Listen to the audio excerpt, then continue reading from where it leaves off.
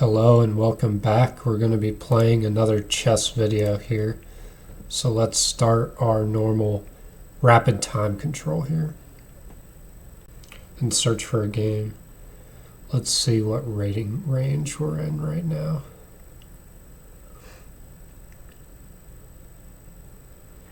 So we're rated 1640 about. Looking for a game within that rating range.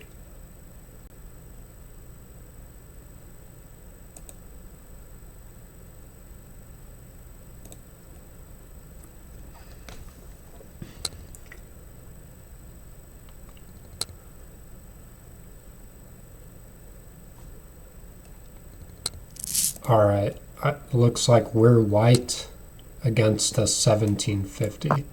So play e4, and the immediate response is e5. So it looks like we're going into another Ruy Lopez opening here. Then we have bishop c5, which is a classical defense. And against the classical defense, the book response, is c3. You can also castle. I mean, there's several ways to play this, but I like to play the central variation, as it's called, of the classical defense here, where we just look to pretty much immediately push d4, contesting, I guess, the bishop, and putting two pawns in the center on e4 and d4 here is a common theme we've seen across many Ruy Lopez variations. And we'll see what our opponent has to play against us. And so he plays d6 here, which is actually, I believe, an early on mistake of the central variation here, if white knows how to punish it properly. And the move to play is d4 here. And then we can recapture with our pawn on c3. And after this check on b4 here, b4 check, it looks natural to cover the check with a knight or the bishop. The unnatural move, which leads to a winning position for white in this variation, is actually king to f1, surprisingly. And this is kind of an opening trap, shall we say. And the reason that is because of he covers his knight with the bishop here, preventing the knight from getting, I guess, taking the pin off the knight and preventing us from pushing the pawn and winning the knight through a pin. And let me see if the strategy I was hinging on still works. I believe it does, but I'm trying to think if maybe there's an even better way to respond. I think the move is still queen a4 here. And the reason why is because the straightforward threat is to capture this knight and then capture this bishop. This bishop can no longer drop back to c5 here because a pawn is guarding it. This pawn is also defended by our knight on f3. And if he pushes a6, it doesn't really help. We just take the knight, whereupon we take the bishop. And now this knight moves in to e7 here to defend the knight on c6. But the other resource that white has to win material in this position is d5 here, which kicks away the knight, whereupon this knight has to move and it's not defending the bishop anymore. So then we can capture the bishop and then capture this bishop, or we can just choose the move order in which we play this. I believe after knight to e5, the correct move, the most correct continuation, is actually knight takes on e5. But yeah, this is kind of like an obscure opening trap I've seen a lot of players fall into on the central variation of the Ruy Lopez, because d6, I mean, it looks natural, but it doesn't work when they're going to push d4 and prepare it with c3. At least not in this position. If the person playing white knows to play king to f1. And now I believe he's losing material by force here. By force. Because this bishop has nowhere to retreat to, in which he's not going to lose this knight. He's going to lose either the knight or the bishop here. Basically, is what we're looking at. So we have our opponent thinking, and we don't really have to think too much about what our next move is going to be. We just have to react to whatever our opponent does here.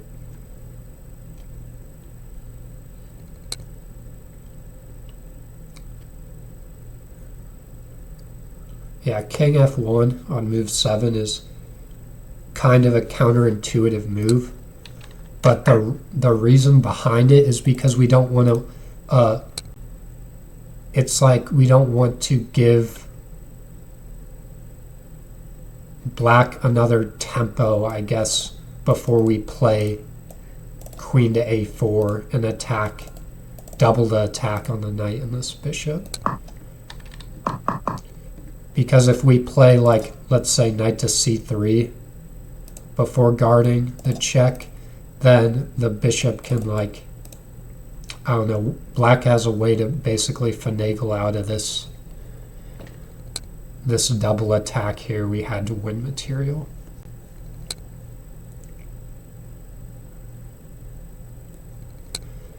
So what are his options here? I mean, either way, he's losing material, but knight to e5, I believe the correct response is knight takes. Because after bishop takes, we can take back, and it's with check, and then drop back and take this bishop. If knight takes a desperado, obviously we play e takes d. And if the bishop moves back, saving the bishop, we take the knight. And then whereupon recapture, we could get another knight out and continue to develop, or we could develop our bishop here. I mean, we have many options, I guess, after that continuation. But we're just going to wait for our opponent to move. It seems like he's trying to find a way in which he cannot lose material, but I don't think there is. I think he got kind of caught the trap here.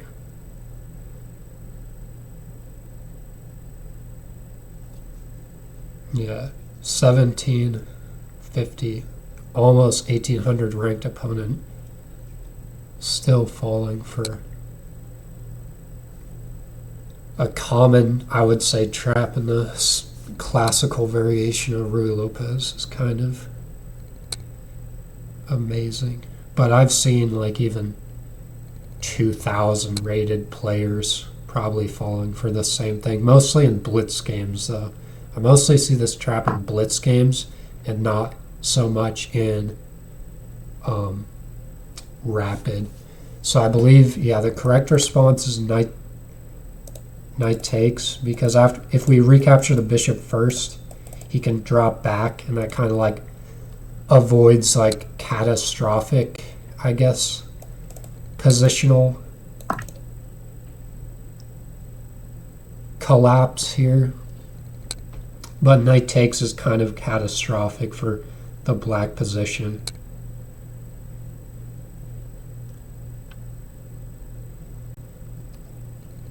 Because it adds a third attacker, basically compelling black to take this bishop, whereupon this recapture comes with check. And our knight is still hanging, but we're winning this extra piece here. And this pawn is also still hanging. We maybe even could play,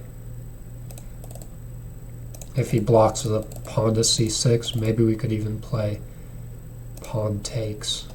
But I'll have to calculate that if he ends up blocking with a pawn.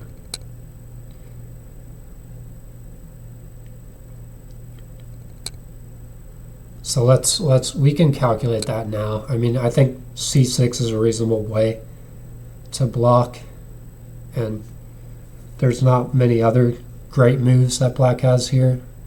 So c6, we have pawn takes, and if he takes back this knight, we have pawn takes here with check, losing this rook pretty much. So I think that works.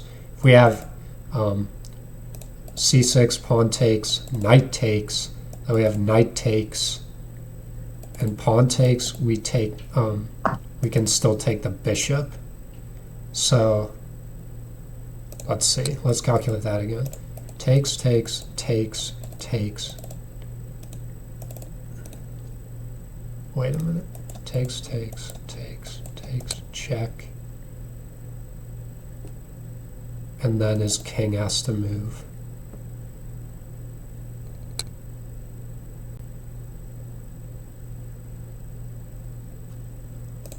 I'm debating whether I should just, I don't know, take this bishop or complicate the line here. Knight takes here.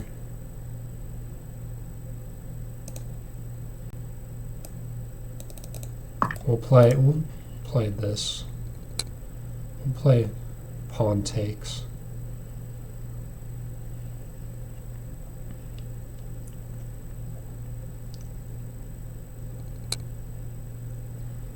After I believe knight takes is actually best. Well, maybe it doesn't matter much either way. Knight takes, pawn takes.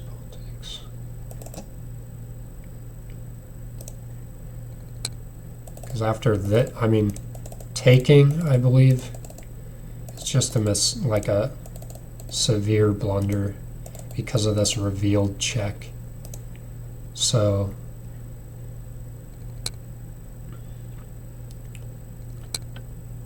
he'll have to recapture either way here. If he captures with the pawn, pawn is probably more accurate. We could either take back with a knight here and check him, or we could desperado our knight here. Maybe. Before capturing this, well, let's see. Takes, takes, takes, takes. I don't know. It depends which piece he takes back with, but we'll let him decide here. Either way, white is still up material heavily. We're up, let's see, basically just a piece. And we just can I'm just trying to debate like the most accurate continuation here. Accurate route to beating black.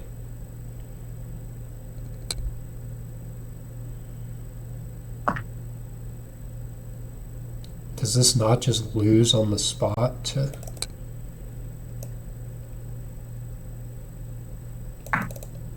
this revealed check? Because of this? I think that just loses on the spot. Because knight blocks is forced and then we just have queen takes. Because his other queen is, because this queen is pinned. Yeah, that's rough. Abandoned. That was certainly not the right move there. But yeah, 14 moves is pretty devastating. But let's do a game review. Devastating loss, I guess, for our opponent. I apologize. But realistically, yeah, 99.6 accuracy, which is, yeah, basically. I mean, the reason I was able to play so accurately is because I know this opening trap by heart here. So we'll go through it again just so maybe you can remember it but e4, e5, knight f3, knight c6, bishop b5, and bishop c5, where they bring their bishop out here. They develop their bishop out to this square. It's kind of like, it would be, yeah, this is just called the classical variation. And then the thing you want to remember about the classical variation is you play towards the center, or at least I do. There's different ways to play it, but c3 you could castle. You could play knight f3, knight c3. But yeah, c3 is probably like the strongest, most challenging move that you can hit black with this early in the game. I believe maybe you could even take the pawn on e5 and then play d4 here. But I haven't studied too much in this variation of it. So I'll leave that research up to you. But yeah, d6, as I hinted to during the game, was just a blunder that is not very like apparent on the surface, because it goes multiple moves deep. You play d4, and then after they take, the trade happens, and the bishop to b4 check is probably the most natural. d4 takes, and bishop b4 is most natural. There's also bishop drops back to b6, but then we just pin the knight here. We use the pin on the knight to win material, and then if a6, you drop the bishop back. So I'll go through that just so you can see it. Bishop b6, we hit him with d5 using this pin, and then a6 we drop back, and he cannot push b5 because he's blocked by his own bishop. So bishop b4 is actually even more inaccurate. It exacerbates the problem because of the brilliant, I believe, I think it's kind of a brilliant move, king f1. And bishop d7, you have queen a4, which is a great move, because you're threatening to just capture this piece and then capture this bishop, because this is the piece that is the only piece that can guard this bishop. If he plays like a5 or something, the key other resource you have, I believe, is a3. Yep, still trapping that bishop, because takes, and now you just get your queen out of there. But yeah, and then he tried knight to e7, which runs into d5. It's kind of just like a puzzle piece. You have to say, you have to know that you are winning material somehow because of this trap. What resources allow you to do that and continue this trap, basically. So knight drops to to e5, excuse me.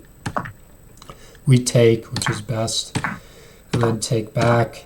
Pawn takes is excellent, and then yeah, it wasn't right to take with a knight. Definitely, definitely you could have prolonged this game, I believe, either with just castling is what Stockfish would do. I was worried.